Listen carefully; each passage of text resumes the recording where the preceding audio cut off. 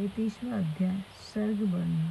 सूत जी बोले, इस प्रकार स्वारिचिस मनवंतर की सृष्टि मैंने तुमसे कही। अब वैवस्वत मनु के समय में जब वारुण यज्ञ का विस्तार हुआ, तब हवन करते हुए ब्रह्मा जी ने अपने 7 मानसिक पुत्रों को उत्पन्न किया, जो महर्षि हुए।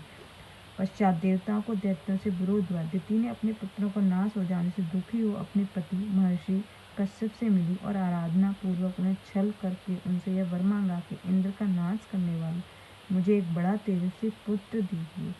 तब उन पर परम तेजस्वी तपस्वी ने उसे 100 वर्ष ब्रह्मचार्य आदि का विधान बताकर उसे वर दे दिया। दिति गर्भवती हो गई और कश्यप जी उसमें अपना सत्व स्थापित कर तप करने चले गए।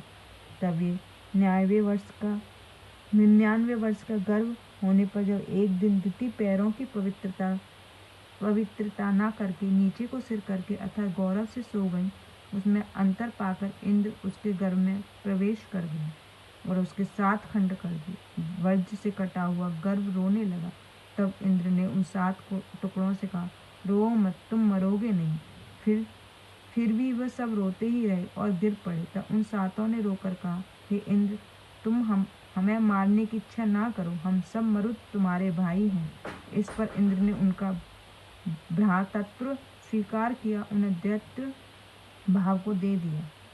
फिर तो महाबली मरुत नाम वाले आकाशगामी इंद्र ने के सहायक और 49 पवन देवता हो, जिनके लिए प्रजापति ने पृथक पृथक राज्यों की कल्पना की।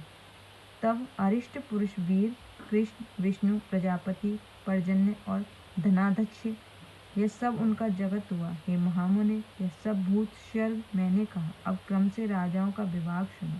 ब्रह्मा जी ने पृथुवैन्य के आधे राज्य में स्थापित करना क्रमश इस प्रकार राज्य दिए कि ब्राह्मणों ने वृक्ष, नक्षत्रों, ग्रह, भूतद तपों का राजा सोम को किया। जल के राज्य में वरुण राजा की स्थापना की। विष्णु जी आदित्यों के राजा हुए। वस्तुओं के राज्य में पावक को राज किया। प्रजापतियों के राजा दक्ष और मारुतों के राजा इंद्र, दैत्यों के राजा दानव स्वामी प्रहलाद हुए। इस प्रकार पितरों के व्यवस्थ और माताओं के मंत्र तंत्रों से गौओं के राजा यम और यक्षों के राक्षसों तथा भूत पिशाचों के राज्य शूलपाणी शिवजी नियुक्त हुए। शैल के राज्य हिमालय में, नदियों के समुद्र और मृगों में सिंह, गाय बैलों में वृष तथा वनस्पतियों वृक्षों में वट के राजा बनाए गए। इस प्रकार पूर्व दिशा में वह राज्य प्रजापति के पुत्र को, दक्षिण में कर्दमपद प्रजापति के पुत्र सुंधवा को और पश्चिम दिशा में रजस के पुत्र अच्युत को, पर्जन्य प्रजापति के पुत्र हिरण्यरोमा को भी उनके सबके ऊपर राजा किया। उत्तर में राजा दुर्दुष को सबका राजा बनाएगा। हे सौनक जी, पृथुवैन्य का वर्णन मैंने तुमसे किया, अत्यंत प्राचीन और परम सिद्धिदायक है।